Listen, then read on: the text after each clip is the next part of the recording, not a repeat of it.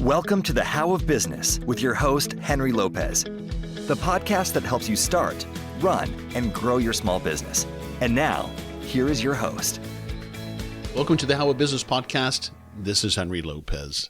Before you spend any money or any more money, if you're an existing business owner, on marketing or advertising, I encourage you that you must develop your small business marketing strategy. Now, that's a fancy term for making sure that you've got your marketing plan, your strategy for who it is that you're trying to reach and how you're going to reach them. And so on this episode, I share the 7 components of an effective marketing strategy for your business that I believe strongly you must have in place first before you start spending money on marketing or advertising.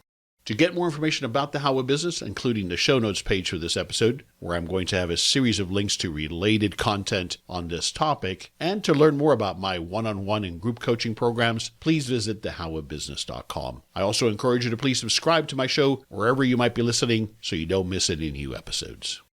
So let's start with what is marketing. And I think everybody knows what marketing is, but let me just level set what we're talking about here when we're talking about marketing, and specifically, what is the goal of marketing? The primary goal of marketing, as a small business looks at it, is to generate interest in our company, in our products and our services, to attract new customers or clients or patients, to retain the ones that we currently have, and ultimately, obviously, to drive sales and profitability. So marketing helps our business understand our customers. That's part of the marketing strategy. Who are they that we're targeting? It is about building strong brands or a strong brand for our business and creating value both for the business and for the customer. Seth Godin, who you may know, Seth Godin is a renowned author, entrepreneur, and marketing expert known for his influential ideas on marketing, leadership, and changing landscapes of business, and particularly through his best-selling books, Purple Cow, which is one of my favorite books on marketing, and This is Marketing, which is a small book where he kind of summarizes his beliefs on marketing. But here's a great quote from Seth Godin on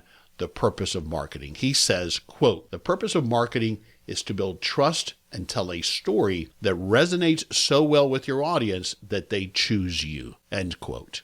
So pretty simple and concise, but that's exactly what we're trying to do. With our audience, we're trying to tell them a story that resonates with them based on what they are looking for, the problem, the pain, or the aspiration that they're looking for, and that we potentially have a solution for. And as Seth also talks about often, we're not trying to get everybody to like us or everybody to buy from us. That's not realistic, especially as a small business owner. We're trying to find our tribe, as he says. So before you spend any money on marketing or advertising, or if you've been doing so, you're an existing business, stop and make sure that you've got a solid marketing strategy in place. And so let me lay out for you here at a high level the 7 steps or the 7 key components of an effective small business marketing strategy that then is going to lead to you being able to get the best return on investment on where you do spend on marketing and advertising.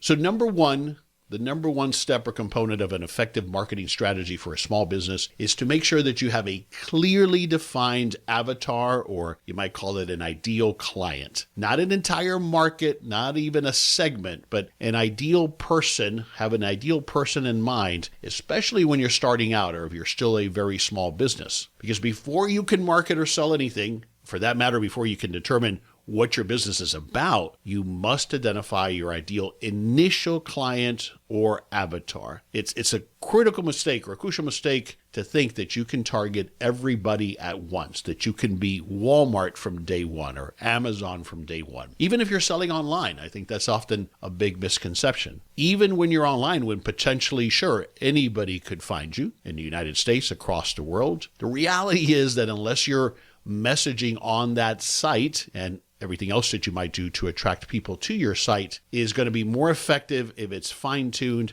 to a specific ideal client or avatar. We simply don't have the resources as small business owners to try to market to everybody, at least not initially. So we must start with a clearly and narrowly defined niche market, and really even more niche than a market, a specific ideal client. And then you can grow over time from there. You know, often people will say to me, well, but my product can solve lots of problems for lots of different people. It's not that it can't. It's that your marketing message will be highly diluted and it will be less effective because you're then trying to market and reach all of those different people, which are listening in different places in different ways and looking for different things. And so your marketing message is going to be diluted and less effective. A couple of recommended resources for you on this topic of defining your avatar, your ideal client. I did an episode 388 on your small business avatar. So if you go to the show notes page for episode 388, and any of these episodes are resources, when you go to the How of Business, at the very top in the menu bar, there's a search. And if you search in there episode 388, it'll take you right to it. Yeah?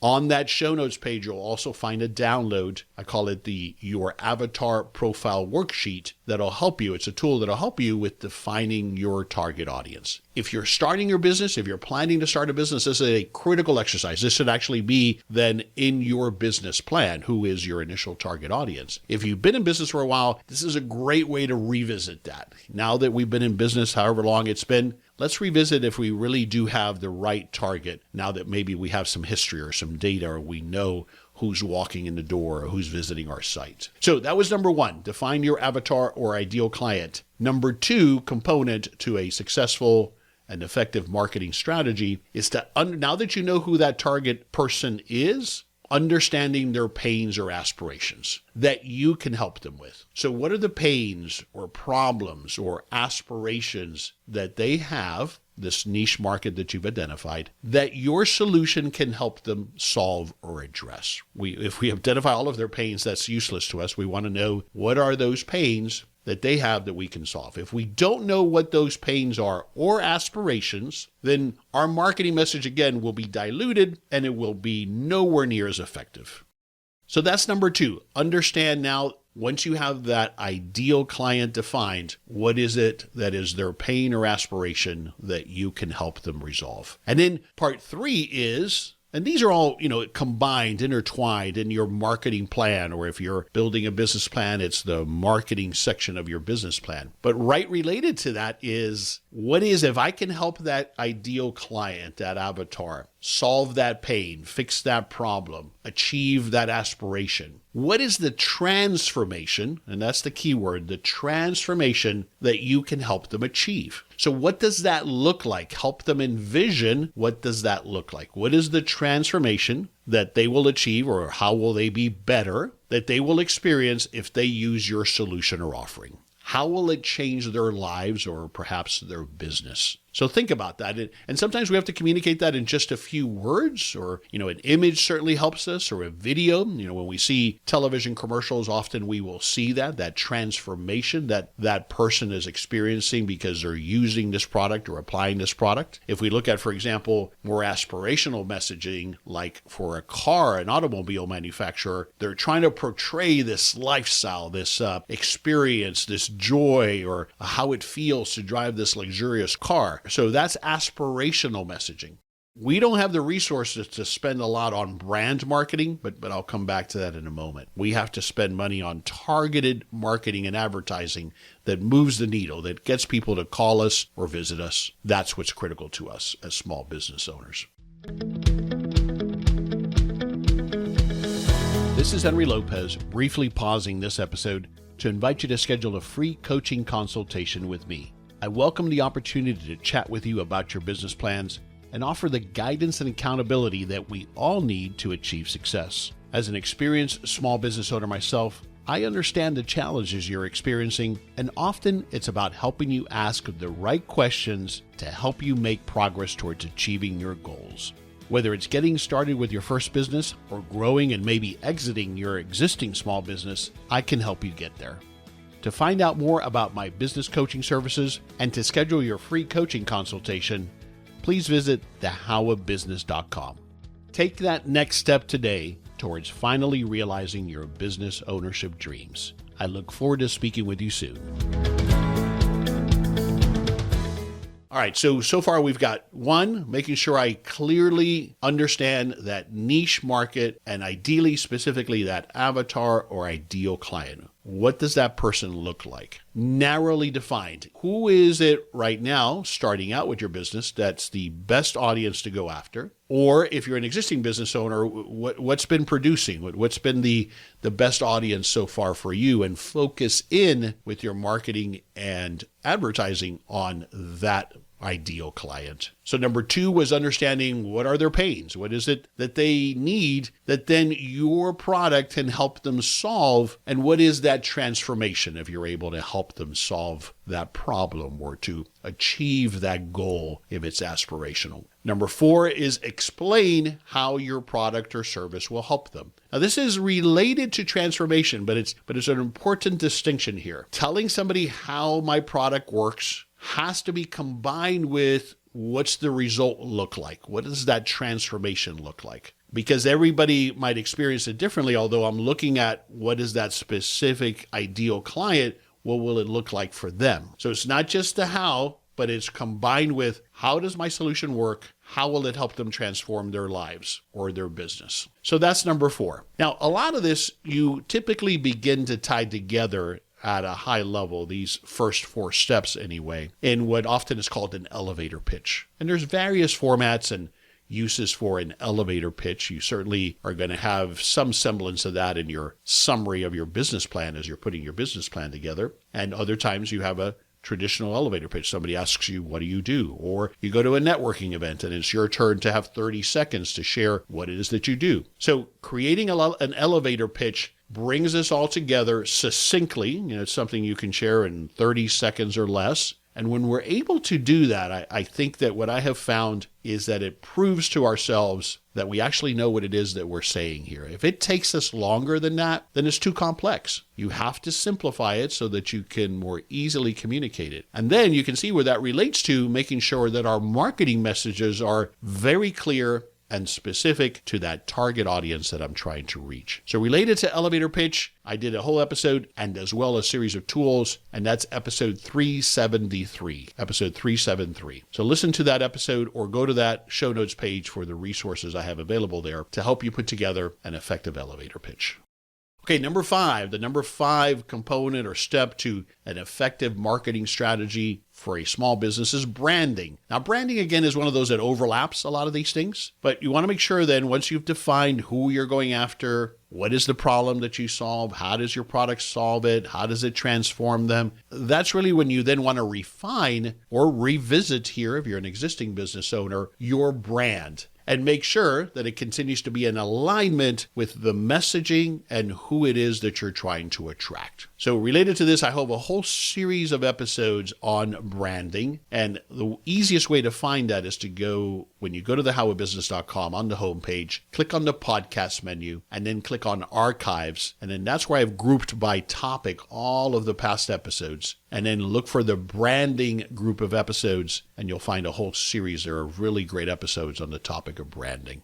Step or component number 6 is to create and execute on a marketing plan. And the marketing plan has different components to it. I have an outline that you can use, that you can download, a marketing plan outline. But at a high level, it kind of needs to answer most of these questions and then some. But where are they listening? So that target audience, once you've identified that avatar, where are they listening? And that word is used to mean where are they looking for things? Where might you put an advertisement or marketing message in front of them that they're going to see it? Is it on Facebook? Is it a magazine? Is it a newspaper? Is it a periodical? Is it on Instagram? Is it on, where is it? And it could be multiple of those places. But where does that audience listen? And related to that, how are they influenced? Are they influenced, like a lot of people are, by other people in their peer group? By a specific association or group or some other influencer that they listen to when they make a decision. We want to know that and see if we can't leverage that in our marketing plan. Got to have a budget, got to put a number to it. This is so critical. I learned this lesson early on as a small business owner, where for those of you who are in business, you understand that just about every day somebody walks in the door, whether virtually or literally, the best new idea for marketing, right? It's either this, or it's just $500 to put your name here, or it's to sponsor this, or,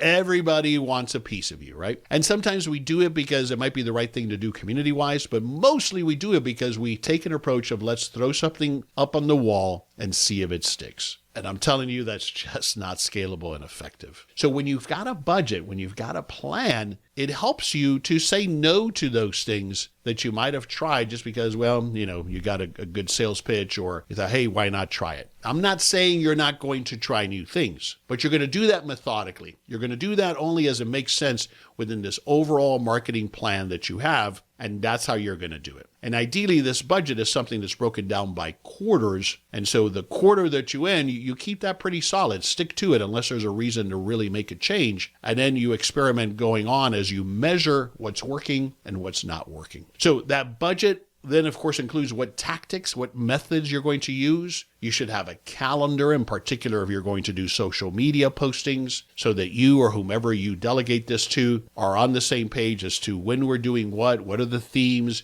when are we posting where. Several resources for you here. I mentioned the marketing plan outline, and you can find that download quickest at the show notes page for episode 368. Episode 368 is about marketing planning. And I also have a marketing budget tool, a spreadsheet that'll help you put a budget to marketing. If that all seems very overwhelming, then just take the first step. Doesn't mean you have to have a highly refined budget or outline, but something, if you don't have anything here, something along the lines of a marketing plan, even if it's just an outline, is much better than just winging it and not measuring what's working, which is step number 7. One of the biggest mistakes I see, in particular because we end up spending money as small business owners on marketing and advertising that's either very difficult or impossible to measure. And as I mentioned a moment ago, we simply don't have the resources as small business owners to just do brand marketing. We needed to, sure, build our brand, but we needed to be call to action marketing. We needed to be marketing that makes the phone ring or brings us clicks to the website and converts or brings people into our place of business. And ideally, as much as possible, we need to be able to track that. We need to be able to track the source of that lead or that customer. This is so critical, and most small business owners really struggle with this. And I get it. It's not always easy. When you ask somebody, how did you hear about us? Which should be a question you ask. Sometimes they don't know. I think I found you online. And maybe that was a combination of seeing you on Facebook and seeing a Google ad. We don't know. That's fine. That's why ideally, as much as possible, when you do run a marketing campaign, a piece of advertisement, make it a special offer or a coupon code or some way, or a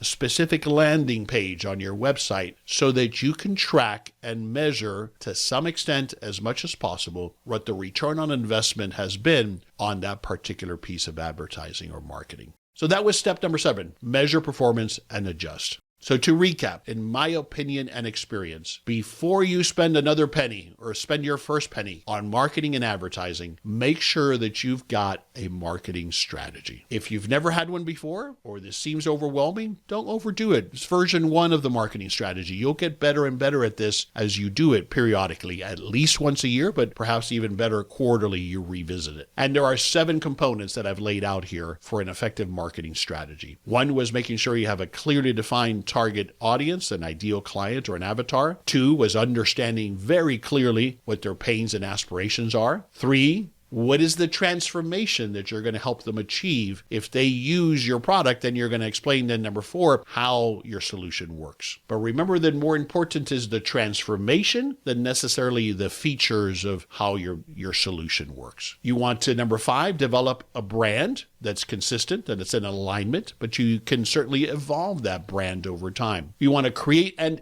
execute on a marketing plan that ideally is broken up by quarter. And number 7, measure and adjust. It changes. I happen to be working with a client who, in their industry, Facebook was incredibly effective a couple of years ago. But the market has shifted. That platform has shifted, and now it's nowhere near as effective. So you have to be willing to adjust, measure things, see what's working. What else do you need to try next? Now, it doesn't necessarily mean in that example that you abandon Facebook, but you start trying other platforms, other methods to reaching that same audience and see what works. So those are the steps that I recommend that you take to develop a marketing strategy before you spend any money. Develop that marketing strategy, and that'll give you the blueprint, the guide to then more effectively spend on marketing and advertising to attract the right type of client for your business right now. This is Henry Lopez, and thanks for joining me on this episode of The How of Business. I wish you the best as you start and grow your profitable and scalable small business. I release new episodes every Monday morning, and you can find the show anywhere you listen to podcasts, including the How of Business YouTube channel and my website, thehowofbusiness.com. Thanks for listening. Thank you for listening to The How of Business. For more information about our coaching programs, online courses, show notes pages, links, and other resources, please visit thehowofbusiness.com.